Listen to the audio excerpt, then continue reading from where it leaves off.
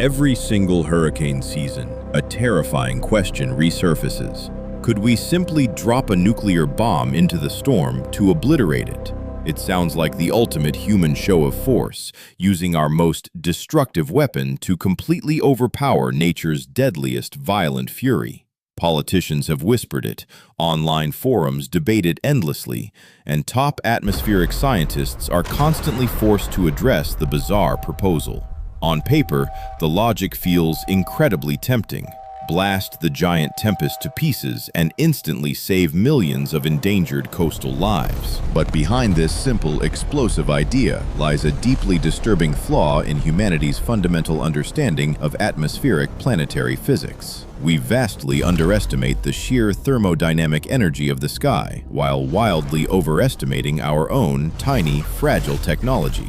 Attempting to nuke a Category 5 storm wouldn't defeat Mother Nature. It would trigger an unimaginable planetary nightmare. To realize why this fails, we must examine the terrifying mechanical architecture built inside every single monster hurricane. The reality involves scale, kinetic momentum, and terrifying forces that make our nuclear arsenal look like a mere flicker of fire. Here is the physics of why a nuclear attack on a storm creates the most toxic apocalypse ever imagined.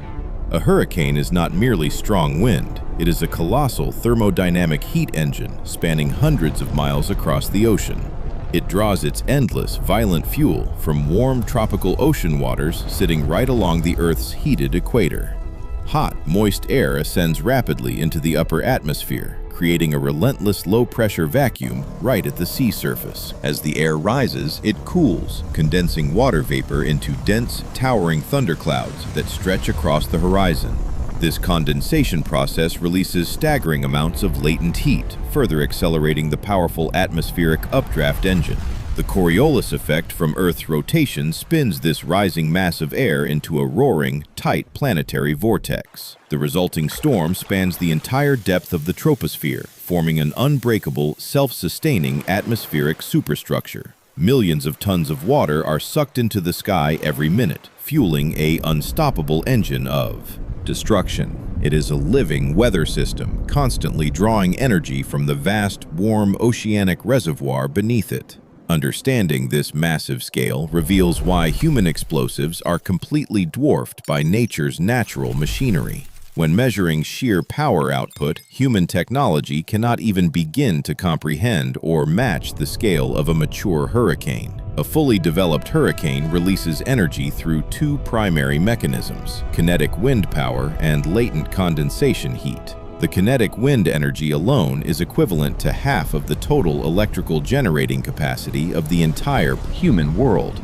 But latent heat release from cloud formation is where the storm's true, terrifying planetary scale really resides. A mature hurricane releases heat energy at a rate of 1.5 trillion watts every single second. That equals 10 megatons of nuclear explosive energy released continuously into the atmosphere every 20 minutes. Over a single day, one hurricane generates the power of thousands of hydrogen bombs detonated simultaneously. We are attempting to extinguish a planetary furnace using a weapon that is basically a tiny, brief matchstick. The mathematical reality proves it immediately.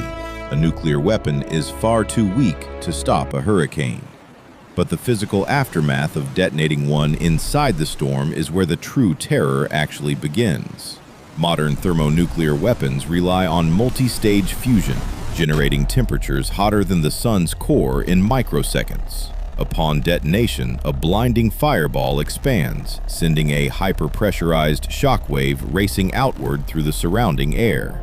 Searing thermal radiation incinerates everything within its immediate blast radius in a fraction of a single second. Massive atmospheric pressure shifts displace air violently, creating a temporary vacuum near the epicenter of the blast. However, this explosive force is extremely concentrated in both space and time, lasting only mere moments. The blast radius covers a few square miles, while a hurricane spans tens of thousands of square miles. It is a localized pinpoint of energy trying to disrupt a fluid system that covers an entire region. The shockwave travels fast, but it dissipates rapidly as it pushes against dense, water-laden atmospheric clouds. Once the brief flash ends, the surrounding atmosphere simply absorbs the shock and continues its relentless flow. The fundamental mismatch in scale makes a nuclear bomb completely incapable of disrupting the storm's momentum. The bizarre idea of nuking hurricanes originated during the Cold War, proposed by scientists seeking peaceful nuclear applications. In the 1950s, meteorologists seriously suggested detonating nuclear warheads inside storm eyes to disrupt convective energy.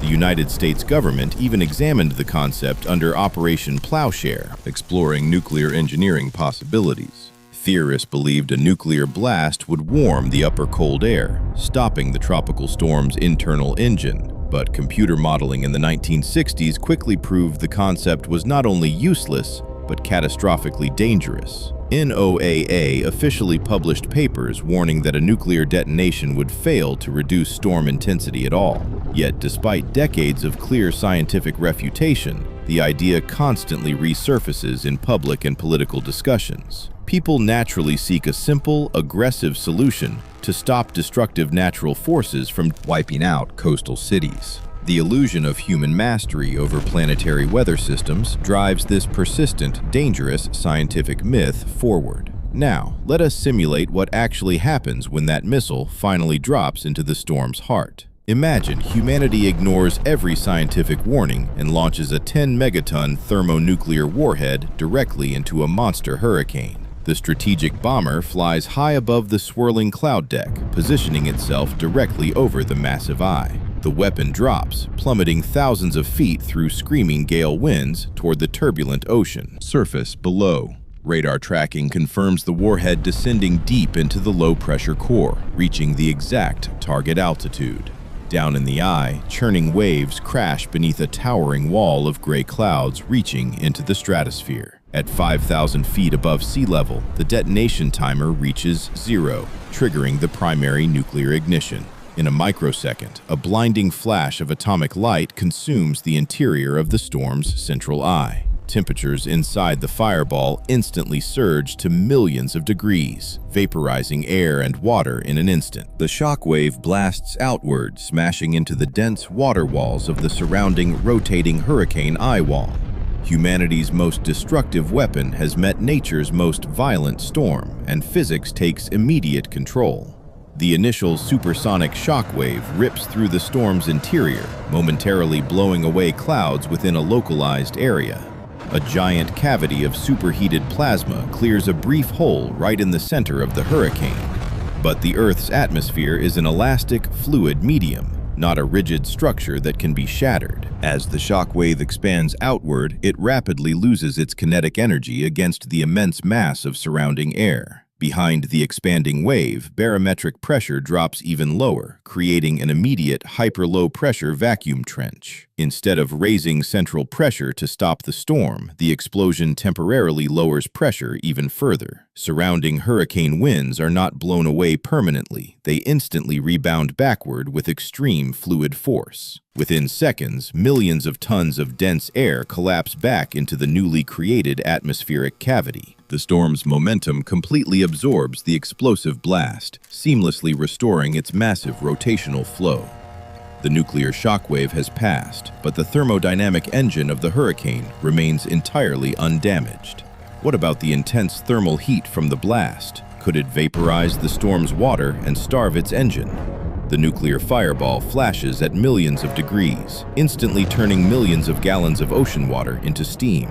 But liquid water possesses one of the highest specific heat capacities of any natural substance in the universe. The ocean absorbs the nuclear thermal energy with astounding efficiency, dampening the heat blast almost immediately. Instead of neutralizing the storm, this thermal burst generates a colossal surge of superheated water vapor. Water vapor is the ultimate chemical fuel that powers and accelerates hurricane convection engines. By instantly vaporizing seawater, the bomb just injected massive amounts of fresh thermal energy into the storm. The heat blast doesn't starve the monster, it feeds it exactly what it needs to grow stronger. Cloud formation accelerates rapidly as the warm vapor rises, high into the freezing upper troposphere.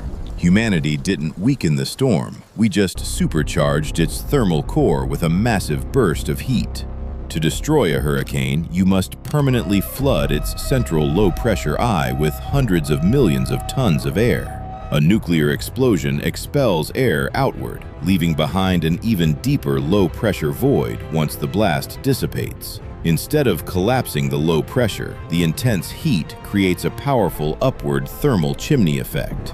Hot air accelerates skyward even faster, drawing surrounding ocean air inward with increased violent momentum. The barometric pressure gradient sharpens, causing surrounding winds to spin faster around the central core.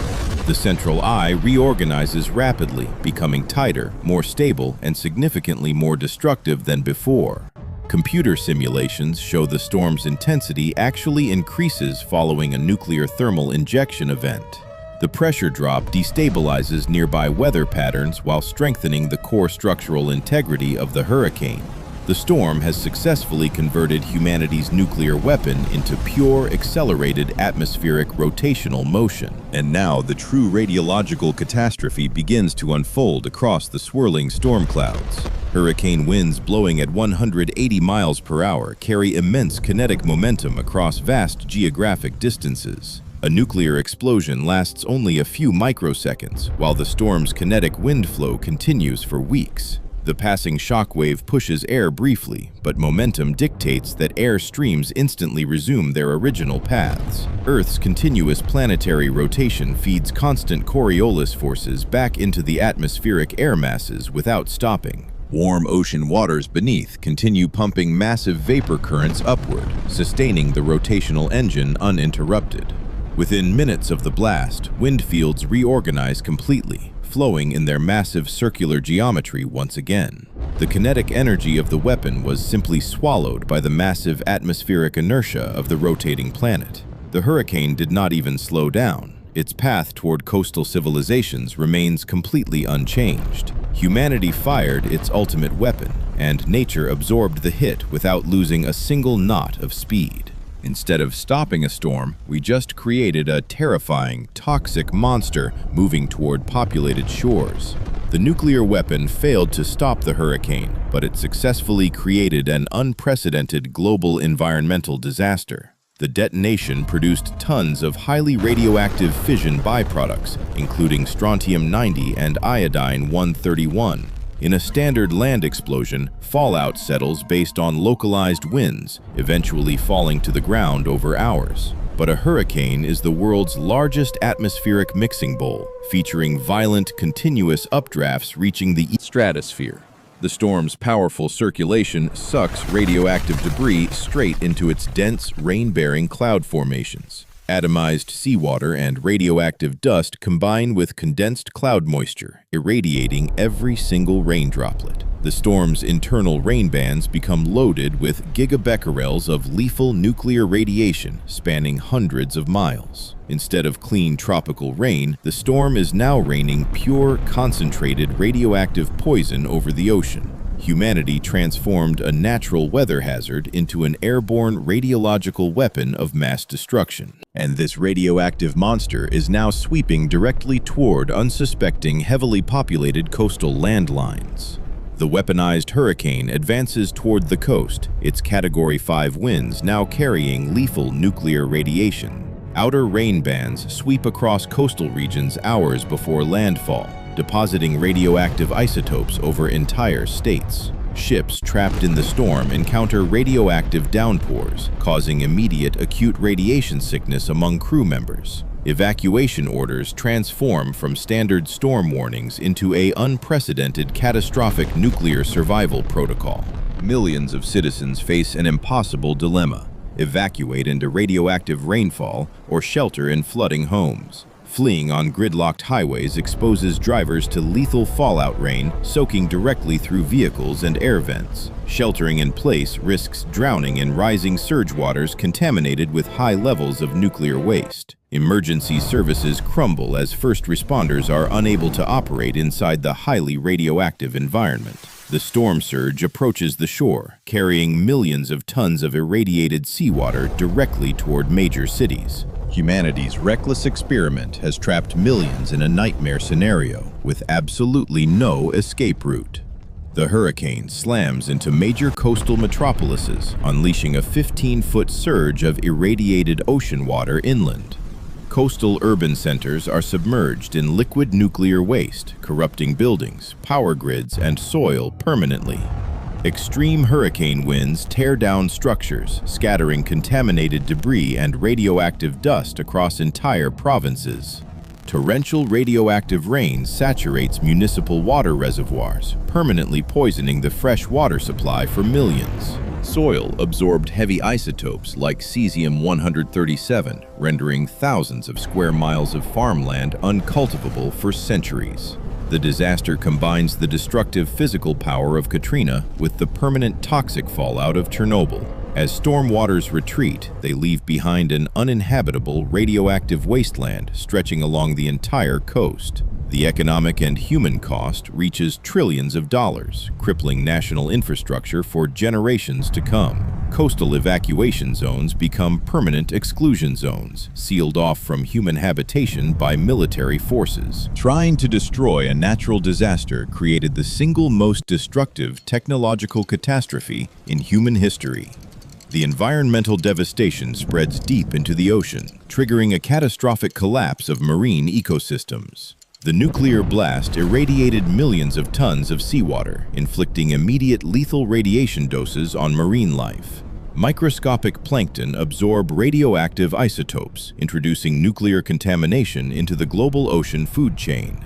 Fish, whales, and sea turtles suffer severe genetic damage as radioactive currents spread across global migration corridors. Contaminated ocean sediments settle over coral reefs, killing biological foundations and destroying coastal marine shelters.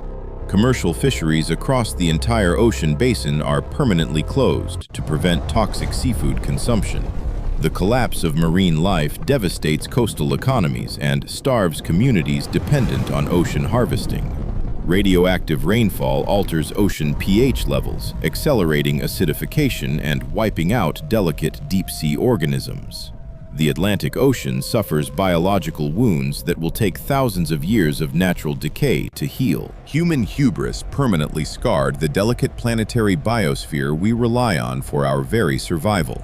Instead of brute force destruction, modern science focuses on prediction, adaptation, and advanced early warning systems. Satellite constellations monitor ocean heat signatures continuously, providing precise orbital tracking of storm formation. Specialized hurricane hunter aircraft fly directly into storms, gathering vital real-time atmospheric pressure data. Supercomputers process complex fluid dynamic algorithms, predicting landfall trajectories with extraordinary geographic accuracy. Engineering solutions focus on building massive sea surge barriers, resilient coastal architecture, and restored wetlands. Mangrove forests and natural coastal reefs are preserved to absorb kinetic wave energy before it hits cities. Experimental research explores using biodegradable ocean films to reduce sea surface evaporation and weaken convection. Advanced evacuation logistics save tens of thousands of human lives every year during major hurricane strikes. We cannot destroy planetary weather engines, but we can outsmart them through intelligence and engineering resilience. Understanding atmospheric physics protects human civilizations. Trying to bomb nature only brings complete self-destruction. The foolish thought experiment of nuking a hurricane exposes a fundamental flaw in human psychological perception. We often view nature as a hostile enemy to be conquered through force, rather than a system to understand. A hurricane is not an adversary. It is a vital planetary mechanism that regulates global temperatures. Storms transfer excess equatorial heat toward the freezing poles, maintaining Earth's delicate climate equilibrium. Attempting to destroy a storm with a nuclear warhead is like hitting a complex clock with a sledgehammer. It demonstrates a profound ignorance of scale, physics, and the sheer power of planetary thermodynamics. True scientific progress lies in adaptation, resilient engineering, and respecting the immense boundaries of nature. Nature operates on thermodynamic scales that make humanity's most terrifying nuclear weapons look completely insignificant. Respecting those planetary boundaries is the only path toward ensuring human civilization's long-term survival. Humanity must learn to live alongside the atmospheric giants that shape the delicate climate of our world.